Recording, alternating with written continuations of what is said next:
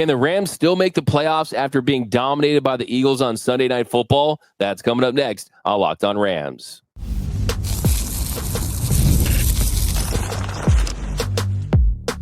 You are Locked On Rams, your daily Los Angeles Rams podcast. Part of the Locked On Podcast Network, your team every day. What is up, Ramily, and welcome to another episode of Locked On Rams, your daily podcast covering your Los Angeles Rams. Free and available wherever you get your podcasts. Locked On Rams, part of the Locked On Podcast Network, your team every day. We're also available over on YouTube, so if you haven't yet, do us a huge favor. Head to YouTube, hit the subscribe button, hit the notification bell, hit the like button. My name is Doug McCain. You can follow me on X and Instagram at DMAC_LA. I've been covering LA sports for over a decade, 24/7 sports, Bleacher Report, Dodgers Nation, the Rams for Locked On. As always, I'm joined by the Rams pre-, half-, and post-game show host for the Rams flagship radio station, ESPN 710 LA.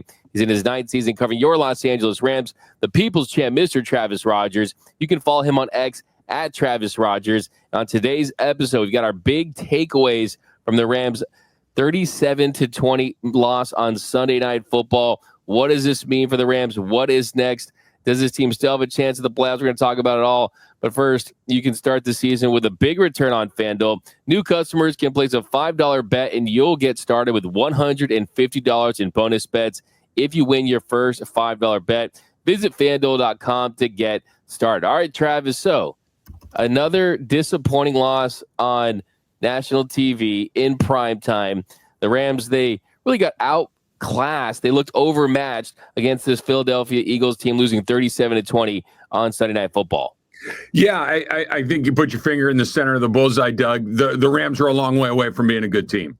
You know, there's having a bad night, which I think they did do, and then there's just that juxtaposition of what a really good team looks like, and then a team that's still trying to find its way during this season. And I think that's where they are right now. This is a team that has moments where they can look pretty good. We've seen some moments, you know, Minnesota, maybe one or two others along the way where the Rams have looked like a pretty good team. But if that's what the best of the NFC looks like in the Philadelphia Eagles, the Rams are a very long way from being on their level. They got run over last night in all three phases.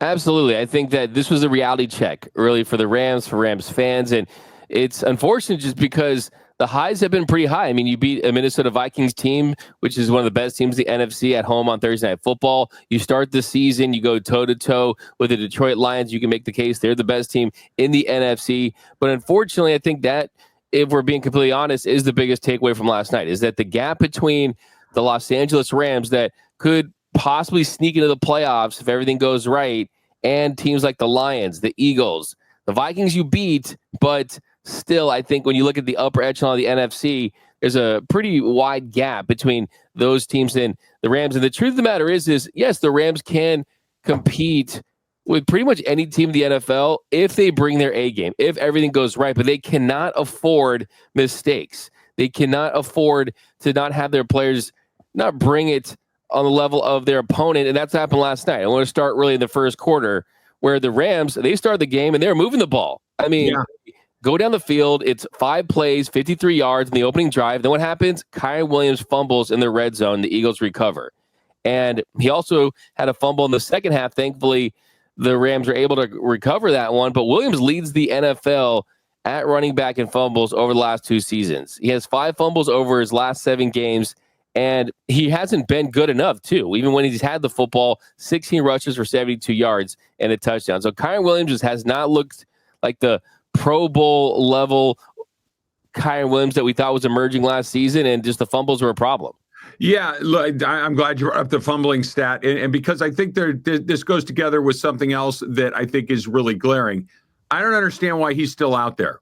I don't understand how you can have somebody that put the ball on the ground 5 times in 7 games and you don't try the guy that you drafted in the 3rd round when there doesn't seem to be a huge difference between the two, which brings me to the next point, which is, look, if you're having a little bit of a fumbling issue, but you're also contributing a bunch of explosive plays, okay, you get the good with the bad, and I kind of understand it.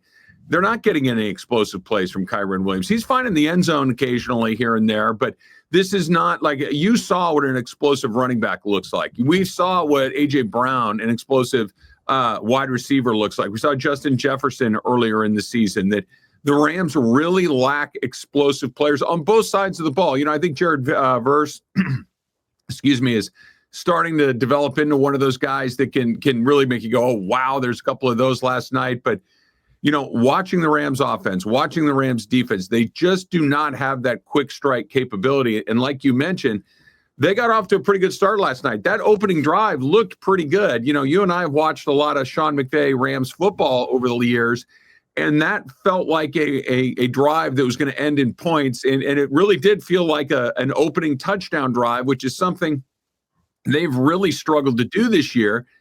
And they shot their own foot off with the fumble. And they did come back on the next drive and went right down and scored again. It was an impressive opening. But after that, once Philadelphia had a chance to adjust a little bit, the Rams were really stuck in the mud. They were really never able to find any sort of offensive rhythm. And then on the defensive side, certainly they had absolutely no answers for Saquon Barkley specifically, and really the Eagles more generally speaking. Yeah, absolutely. We talked about it on Friday's show. You have to play clean football, and as you mentioned, get out to an early lead, have momentum early. And the truth is, they had a little bit of that early in the game. I mean, the next drive for the Eagles, they go 80 yards on 12 plays, but the Rams, they're able to force them into a field goal. And then the Rams get the ball back, and they move the ball well once again. In their second possession, they score a touchdown on a 1-yard run by Kyren Williams after Demarcus Robinson was able to draw that pass interference in the red zone. So the Rams were up 7-3. So if you look at this box score this morning, you're like, wow, did the Eagles dominate this whole entire game? Were the Rams ever in this game? They certainly were early on. The Rams up 7-3. Then the Eagles, they go on to score the next 10 points after a field goal. The Rams held strong in the red zone again, and then a touchdown on their fourth possession, a 6-yard pass from Jalen Hurts to A.J. Brown on Quentin Lake. And you look at the first two drives for the Rams, 117 total yards in those first two drives. Then the second quarter, the 4 possessions, the next ones, they gained a negative 6 yards. They had 3 straight 3-and-outs, and then Stafford was sacked to end the first half. So really the big takeaway was this offensive line was getting manhandled. Getting absolutely manhandled. They have 5 sacks for 45 yards. Matthew Stafford, we saw him kind of get loose on a run in the first possession, but it was kind of one of those things where, wait a minute, the Rams, they invested heavily bringing in Jonah Jackson this offseason, re-signing Kevin Dotson. Steve Avila was supposed to take the next level. That was the worst game I've ever seen Steve Avila play as a young player, and Bo Limmer got pretty much dominated throughout the night as well. Yeah, it was a bad night for the offensive line across the board. They really missed Rob Havenstein last night. Warren McClendon had a bad night. Like you mentioned, Avila had a bad night. Bo Limmer had a penalty. They need to get better players. And I don't mean that like in a super negative way, but you just look at the talent gap, the talent disparity between what that Eagles team looks like, between what that Detroit Lions team looks like, with some of these other teams and what they're running out there and what the Rams are doing. And I like what you said. They got off to a pretty good start last night. They moved the ball pretty well in their first 2 drives. But for the Rams to be successful, every little thing has to be clicking on all cylinders, that their margins are so narrow that when you do have a sack, when you do have a turnover, when you give up an explosive play, the Rams' ability to get back into the game and those things, it's really an uphill climb. And I thought coming out of halftime when Saquon Barkley hit that 70-yarder on the first play of the third quarter, that was it. Because the Rams just were not going to have the fire. And you saw the Rams went back and they did score, but it took them a while to drive down the field. And then, it just, there's the teams that can do it quickly. There's the teams that need everything to kind of go their right way. Everything needs to kind of go the right way for the Rams right now. Now, the weirdest part of all, even as disappointing as last night was, I don't think they're dead in the water. They're in big, big trouble, but there is a way for them to kind of, keep that boat afloat. And you got a team coming up in New Orleans you got a chance to beat. But I think that what you said off the top is exactly right. That if you're looking at this as, okay, who are the best teams in football? The Rams are not on that list, and Philadelphia clearly was last night. Yeah, the season is not over. I just want to make that very clear, but exactly what you point out is 100% right, is that what makes this team fun also makes them frustrating, whereas they can compete with everyone if everything goes right, if everyone brings their B+ to A game. But if you get a bunch of C performances in just an A game from Puka Nacua, well, you're going to see results like we saw last night. But coming up next, we're going to continue to break this one down. We've got our big takeaways and a big concern that's starting to rear its ugly head for the Rams once again. That's coming up next on Locked On Rams.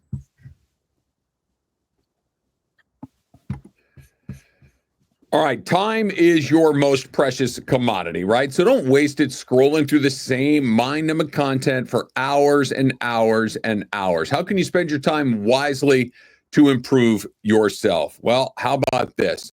Hillsdale College, our sponsor, is offering more than 40 free. Yep, that's right. Free, F-R-E-E. If it's free, it's for me. 40 free online courses, including Constitution 101, the meaning and history of the Constitution, the Great American Story, A Land of Hope, the rise and fall of the Roman Republic, and Introduction to Free Market Economics, and many, many more. All of Hillsdale's courses are self-paced that you can start whenever. You can tune in wherever. Plus, you can go deeper with readings, quizzes, discussions, or if you'd like, you can just enjoy the lectures whenever you would like. So go right now to hillsdale.edu/lockedon to enroll. There is no cost. It's easy to get started. That's hillsdale.edu/lockedon to register. hillsdale.edu/lockedon. And after you're done making yourself really smart, you can go have some fun with Prize Picks, right? Prize Picks is the best place to get real money sports action. There are over 10 million members and billions of dollars in awarded winnings. Prize Picks has made daily fantasy sports accessible to all. You just pick more or less on at least 2 players for a shot to win up to 100 times your cash. That's pretty remarkable, right? So whether you are an NFL fan like me and Doug, whether you're a Major League Baseball fan like me and Doug, an NBA fan, hockey fan, they got you covered in Prize Picks, right? Prize Picks puts their members first. All withdrawals are safe, fast, and secure. And when you hit, you get your picks and you get your money in as quick as 15 minutes, right? You just pick more, you just pick less. And Thanksgiving, they're giving you a free square. Tyreek Hill only needs to receive a half a yard for the projection to hit. So if you're correct on at least one more stat projection, you can win real cash. But download the app today. Use the code LOCKEDONNFL to get $50 instantly after you play your first $5 lineup. So download that app. Use the code LOCKEDONNFL to get your $50 instantly after you play your $5 lineup. Prize Picks. Run your game. And welcome back to Locked On Rams. Thanks for making Locked On Rams your first listen every single weekday. Free and available wherever you get your podcast. Locked On Rams, part of the Locked On Podcast Network. Your team every day. All right, so Travis, let's pick it up in the second half. Like you mentioned, the Rams couldn't get anything going in that second quarter. Stafford gets sacked, and then you come out very first play of the second half. Very first play, Saquon Barkley breaks off a 70-yard touchdown. Just like that, the Rams are down 20-7. And in the second half, really, the Eagles got anything they wanted. On their second drive of the third quarter, I mean, they go 70 yards in just 8 plays. He had a 31-yard reception by Barkley. Gainwell scored a touchdown in the next play. I mean, they're just really doing what they wanted to. And it was pretty clear that, yeah, I mean, the Rams, they had a moment. And we'll talk about the red zone ridiculousness that continues. I mean, they get to the Eagles 12-yard line. They had a 2nd and 1 and then a 2-yard loss by Kyren. They had a holding penalty and a sack where they lost 17 yards. And then that led to his 47-yard field goal attempt by Josh Riccardi, who missed wide right. And clearly you saw the look on Sean McVay's face. He was fuming after that miss. So I think you look at where they're at in this season. I think they do have an opportunity to try to develop him, right? As where you look at where their record's at. But yeah, Josh Riccardi could be one of the rare draft misses for the Rams in the last couple of seasons.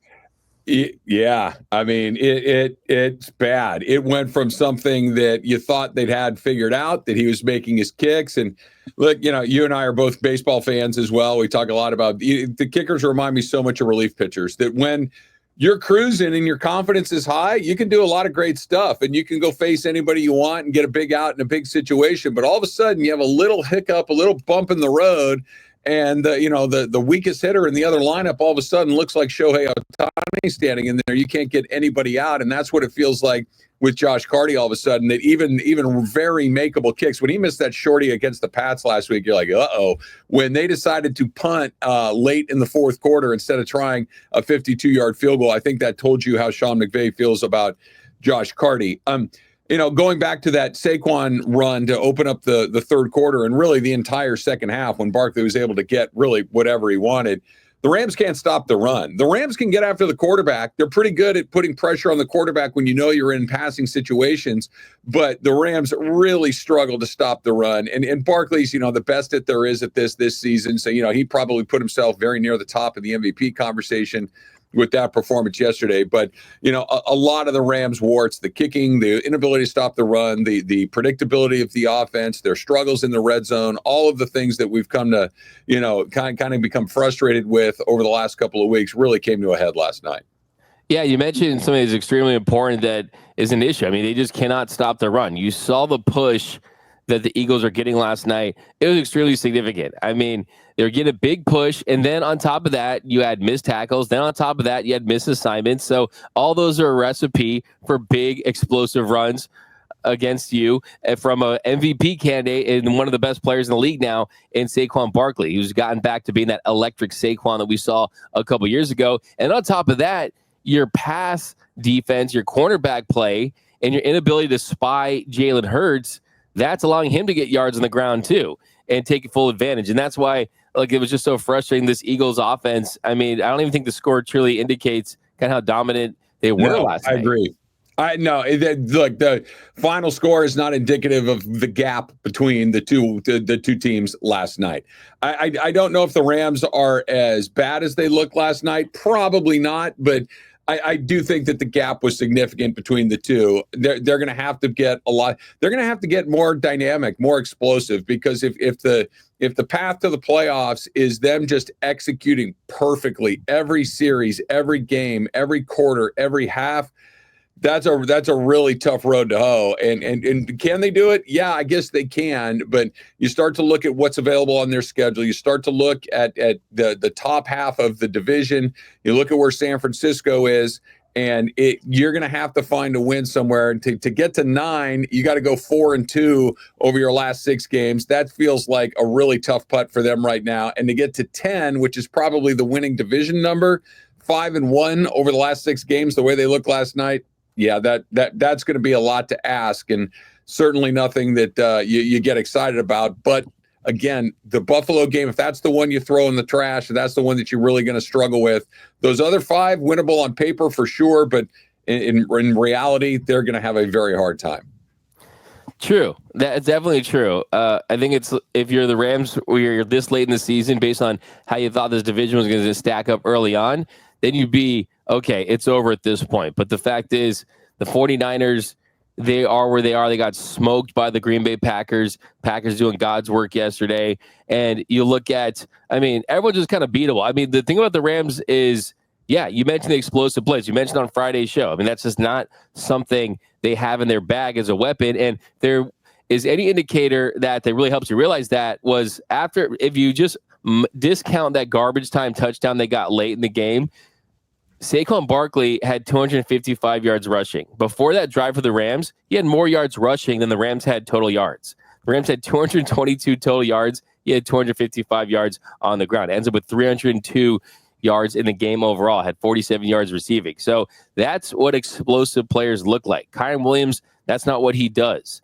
We have not seen enough for Blake Corum. I mean, preach, Travis. We want to see more Blake Corum. He had like 1 carry. He looks smooth. He looks like a weapon. I mean, at this point, I don't care if it's punishing Kyren Williams. I don't care if it's lack of effectiveness, but you need to do something to give a spark to this offense. And you see the inability of this, in the middle of this interior of this offensive line struggle the way they did. They needed a spark as well. Yeah, no, I'm with you on Corum. I don't understand. There must be a part of this that you and I are not privy to, as far as the lack of playing time that he's got in Kyren Williams continuing to put the ball on the ground and yet continuing to get opportunities to go play.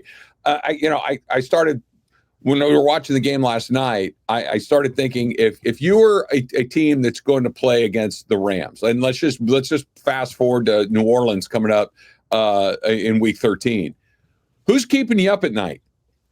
You know, like who's really making you say, "Oh boy, we got to deal with this"? Jared Verse, probably. You know, okay, we got to put a body on him. We got to find a way to slow him down.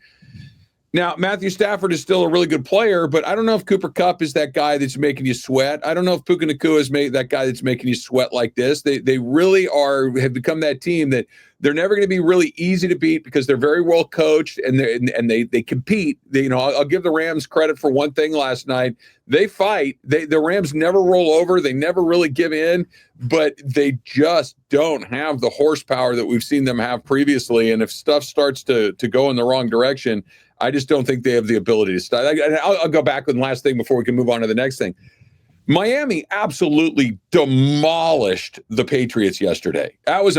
Rams had trouble putting that team away. And I know that it's a week-to-week league and it's not geometry and the transitive property doesn't apply perfectly.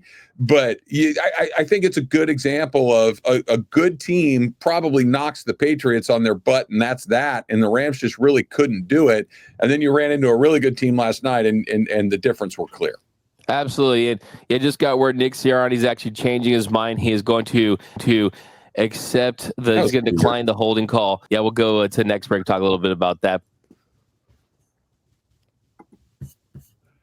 NFL action with FanDuel is the best. You know why? Because FanDuel is America's number one sportsbook. And right now, new customers, that could be you. You can bet $5 and you're going to get $150 in bonus bets if that $5 bet hits. The FanDuel Sportsbook app gives you absolutely everything you need to place live bets on the NFL all in one place. So when you get a hunch in the middle of the game, you have that little thought in the back of your head, say, I think I know what's going to happen. You can check out the latest stats, view live play-by-play, and so much more on the very same page where you are placing your bets. But you got to go to FanDuel.com and you got to join today. You'll get started with $150 in bonus bets if you win your first $5 bet. That's FanDuel.com. Never waste a hunch and make every moment more with FanDuel, an official sportsbook partner of the NFL. And welcome back to Locked On Rams. Thank you for making Locked On Rams your first listen every single weekday. Free and available wherever you get your podcasts. Locked On Rams, part of the Locked On Podcast Network. Your team every day. All right, Travis, I want to talk about the situation with Nick Sirianni. So the Rams, they're on the Eagles' 14-yard line. It was a 3rd and 3 with 2:26 left in the third quarter. Matthew Stafford, he tries to get to Puka Nacua. The pass goes incomplete, and the Rams were called for holding. So initially, Sirianni declined the penalty, but when he saw the Rams would be going for it on 4th and 3 and not kicking the field goal, Sirianni changed his mind and accepted it, and the referee Clark allowed it. This is ridiculous. This rule needs to change. You cannot see what the team is going to do and then change your strategy. And we know what happened. The Rams would ultimately miss that field goal. They pretty much ended their chances in the game. Yeah, I didn't know that wasn't a rule. I didn't know that was even something that you could do. That seems absolutely ludicrous to me, that you get a chance to peek into the other guy's, future and see what they're going to do and then make a decision based on information that you didn't have, 30 seconds before. It seems ridiculous to me. I'm with you on that. I keep coming back to this, and this is not a dump on Nick Sirianni thing, but why would the Rams have not gone for it in that situation? A field goal really doesn't do them much good to begin with. They needed 2 touchdowns. They were down 13 points. The game was getting pretty late. There's no value in a field goal there. Why would he think they would kick a field goal on 4th and short? That never made sense. That when they declined the penalty, everybody kind of looked at each other like, what the heck are they doing in the first place? I don't know if somebody hollered down from upstairs or whatever, but he finally got to the right decision. But I'm with you. The Rams got run over. That's not why they lost the game, but that's a bad rule. That needs to change. I'm with you on that. Yeah, absolutely. They definitely need to fix that. They definitely need to fix that for sure for next season. Like, I'm with you 100%. A lot of Rams fans are kind of focusing on that. They're focusing on Josh McCarty. Josh McCarty didn't miss tackles on Saquon Barkley and things in that. Guys, let me help you with something here. The Rams got their butts kicked last night. It was not a call. It was not a missed field goal. They gave up 255 yards to one guy on the ground. Stop it. Stop it. Do not be that guy. Don't be the guy. No. You gave up 255 yards to one guy. That's why you lost. End of story. Yeah, and like I said, it's not the Eagles' fault, right? I don't think the Eagles had Big Dom over there threatening the ref, like, you know what I mean, throwing some mafioso stuff at him to try to intimidate him. The ref shouldn't have allowed it. That's just the it's a bad setup for sure. But shoot, the Rams. I mean, they needed 400 things to go right at that point to win that game, and they had 0 of them go right. Absolutely. We're going to continue to break this game down tomorrow. We got our winners and losers, and we'll talk about where the Rams stand in the playoffs. Can they still make the playoffs? What they need to do to get back on track. We're going to talk about it tomorrow on Locked On Rams. But my name is Doug McCain. You can follow me on X and Instagram at DMAC_LA. And you can follow the People's Champ, Mr. Travis Rogers, at Travis Rogers. And until next time, whose house? It's Locked On Rams house.